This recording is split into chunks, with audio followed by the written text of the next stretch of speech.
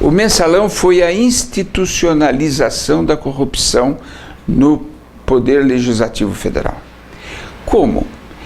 Quem não tinha um cargo, quem não tinha um ministério, quem não partilhava desse loteamento em que eram oferecidos aos aliados ministérios, diretorias, porteira fechada, com todos os cargos, quem não tinha também não ia ficar dormindo no relento. Recebia uma quantia em dinheiro todo mês, que foi o mensalão, que vai ser julgado nos próximos dias, nós acreditamos. Toda a sociedade brasileira espera que haja um julgamento e que as pessoas que tenham cometido delitos, que tenham delinquido, sejam punidas por aquilo que fizeram. É o contraponto ao líder do governo. O líder do governo tem a função de representar o pensamento do executivo no parlamento, enquanto que o líder da oposição não tem bancada, não tem uma função de representar um conjunto de ideias contrárias. O que nós somos é a voz da oposição, só que essa voz tem que ser uma voz que esteja consoante as posições dos três partidos de oposição, do DEM, do PSDB e do PPS. E isso tem ocorrido de uma forma quase que natural. As posturas dos três partidos têm coincidido em quase tudo. A faxina é falsa e flex.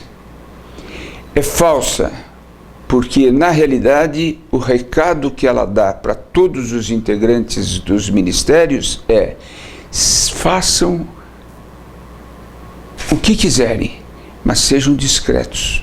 Se não houver uma indiscrição, se a imprensa não conseguir localizar alguma coisa irregular, se o jornalismo investigativo do Brasil, que é um dos melhores do mundo todo, não conseguir detectar nenhuma delinquência no uso dos recursos públicos, no exercício de um cargo público, essa pessoa está absolutamente protegida, sem nenhum risco de ser demitido. Se, no entanto, ele falhou, fez algo que foi detectado pela imprensa, ele poderá vir a ser demitido. Poderá vir a ser demitido, porque a faxina, além de falsa, ela é flex. Se for alguém do PT, está protegido. Se for dos partidos aliados, ele será defenestrado. É uma postura autocrática, autoritária, em que os projetos vêm do governo e não se aceita uma discussão, um processo de interação, de melhoria desses projetos, de ouvir as opiniões da oposição, como ocorre no sistema democrático convencional.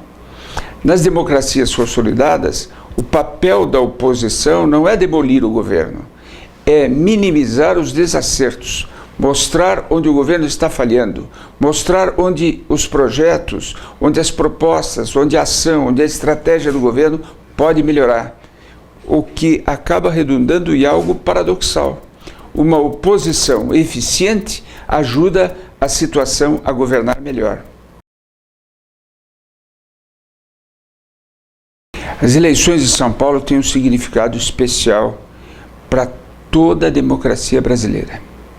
O que nós estamos assistindo é um processo instalado pelo PT de autoritarismo, de hegemonia e de perpetuação no poder. A vitória do Serra em São Paulo tem um caráter nacional, um caráter de preservação da democracia. Não é apenas a vitória daquele que foi considerado pelo Datafolha o melhor prefeito de São Paulo nos últimos 20 anos. A definição de um candidato para a presidência da República, na minha avaliação, deve se dar no ano que antecede as eleições. e por um processo que ouça todo o partido. Mesmo que o governo não queira e tente impedir, impondo a sua vontade pelo fato de ter 80% dos deputados apoiando a base do governo, os 100 deputados que sobram, que não fazem parte da situação, que compõem a oposição, têm um poder, primeiro, de protestar, de reverberar, de denunciar, de fiscalizar o governo. E, em segundo, de fazer aqui um processo de obstrução quando não lhes convém, quando não convém à população brasileira a aprovação de determinado projeto. Por isso, nós temos condições de tentar negociar, tentar conseguir que, para aprovar alguns projetos de interesse do governo, alguns projetos nossos também possam vir a ser votados.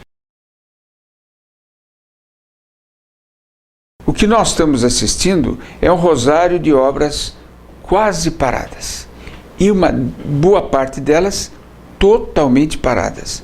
Algumas já licitadas e nem começaram, outras nem consigo licitar, ou seja, o dinheiro fica no orçamento e a sua aplicação, o seu gasto, o seu pagamento passa a ser apenas uma pequena porcentagem daquilo que fora inicialmente previsto.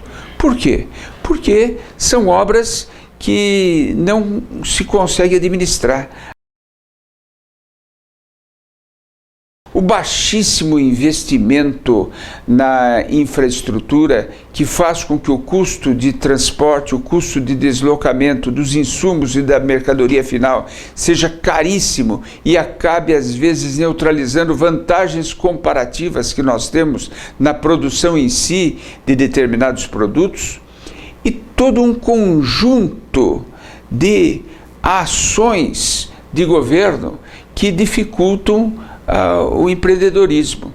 Juros altíssimos, dificuldade para abrir e fechar uma empresa, imprevisibilidade da legislação, mau funcionamento de agências reguladoras, todo esse conjunto de empresa caminha contra o setor privado no país.